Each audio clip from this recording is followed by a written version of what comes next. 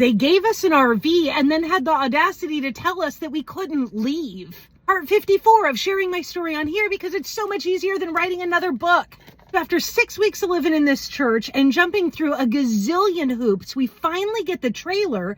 And then at the very last minute, they try to pop on us that we can't leave, that we're not allowed to leave the area. And I'm like, what do you mean we're not allowed to leave? Because by this point, we had been in Rockport for almost 2.5 years. And there was like a lot of weird rifts within the community because we weren't Christian.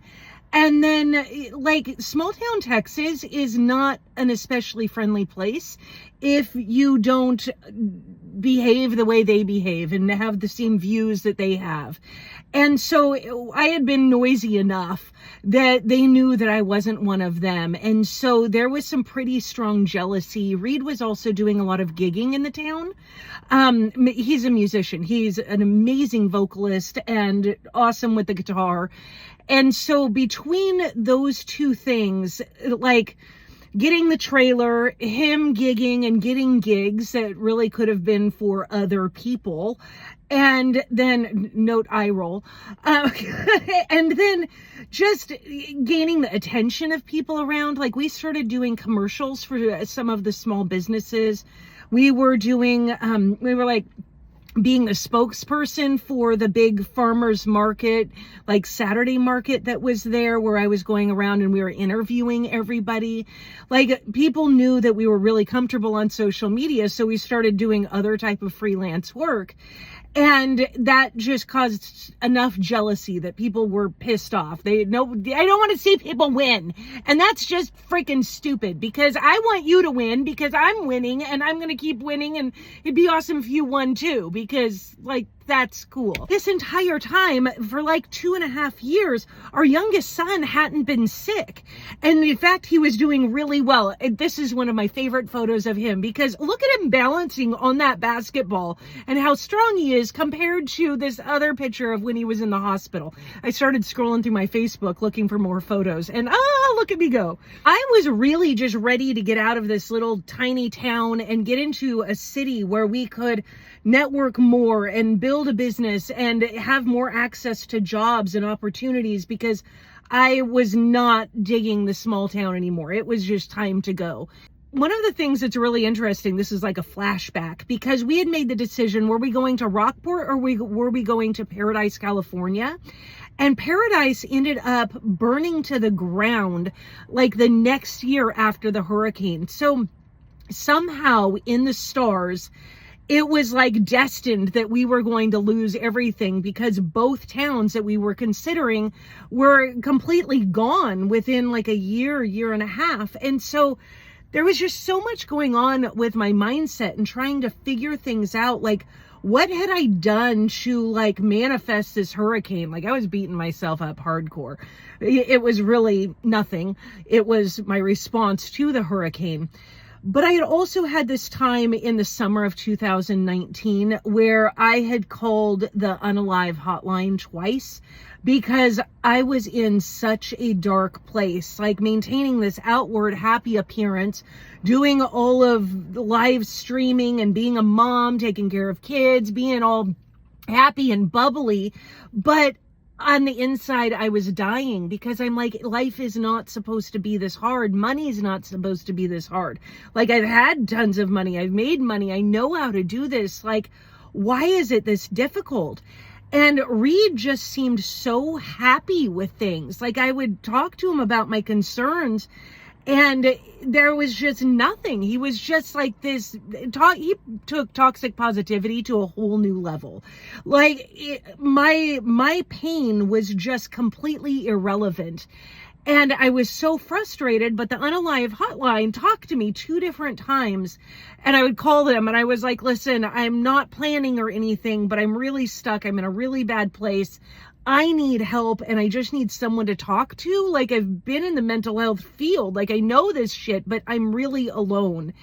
And it was just sad. It was sad. I needed help and he truly just wasn't there for me. And anytime I went to him for support, he would have a worse problem. And so it's like this pissing contest over who has a worse problem. And I always end up supporting him. And I'm like, this isn't cool. I'm just trying to like climb out of this situation. So when I had that break at Christmas of 2018, I ended up talking to the kids and I was like, listen, I'm going to climb out of this and I want you guys to come with me. So it might get rocky, it might get kind of weird, but please just trust me that our life is not going to be the same. We're not going to keep living in this poverty. I'm going to do things different, and it might be a challenge, but just give me a couple years and just roll with me. So then when the RV happened, it was like, okay, now we're going places. And really, we only had that RV for a couple months, and before I was like, yeah, I'm leaving regardless of what they say, because they were, according to the nonprofit, they were supposed to give us a like thing. So we had an RV that had wheels under it, and they gave us an RV with wheels under it. And it was a very nice, brand new $30,000 bunkhouse RV, which I am so freaking grateful for. But I'm like, you can't give me something with wheels on it and then tell me I can't leave. Like that doesn't make any sense. Like if I had a normal stick built house and then you gave me a new stick built house and I sold it, like that might be different, but like it has wheels on it. You can't tell me I can't leave. So we ended up selling all the tools, like we liquidated the business and we moved to New Orleans.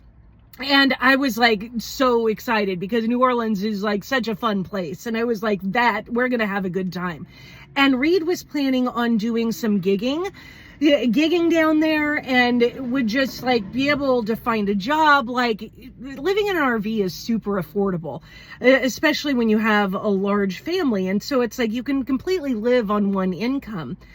And so we get over to New Orleans and he is like not taking things seriously. He's not getting a job, and we have some extra money, but not enough to keep us for like months and months. Like he's got like 30 days to get a job and that is it. And he's just like totally wasting his time. He'd go down to the French Quarter and he'd just sit and talk with homeless people and then be like, oh, I had the most divine conversation. It's so enlightening and the universe is lighting our way. And I'm like, but do we have food money? And oh, no, but it'll happen. And he's so good that he walked into the House of Blues in New Orleans and they immediately put him on stage to audition. Like this man has serious talent. So not only is he an exceptional carpenter, he's an exceptional musician. And I'm like, there is no fucking reason why we shouldn't have money right now. You're a 6'6" Thor-like creature. Like, go make us some money. Go get a job. Go get gigs. I don't care how you do it. Just bring me some money because I can't live like this. He didn't. And so I ended up getting a job like at an IHOP, and it was so bad that I like walked out on my second day of training. I was like, I'm not doing this. And I was just so furious because it was like the same thing over again, where it's like he's supposed to get a job and he doesn't get a job. And then I'm out getting a job. And so there was a lot of arguing, and arguing in a trailer means we're not in a trailer. We're standing outside where all the trailers are squished together because now we're not on private property. We're in an RV park for the first time, which makes living in an RV way harder. It was so much easier the prior two places where we're living on big property because the kids can go out and play, but they can't go and play in an RV park where we're all squished together. And oh, it was so frustrating. So we're having arguments, trying to keep it quiet, but really he just won't work. I end up going across the street from where we were staying to this casino and getting another job. And so now I've got 2 jobs before he even has one. And I'm like, this is just fucking stupid. Ugh! And I'll have to pick it up from there.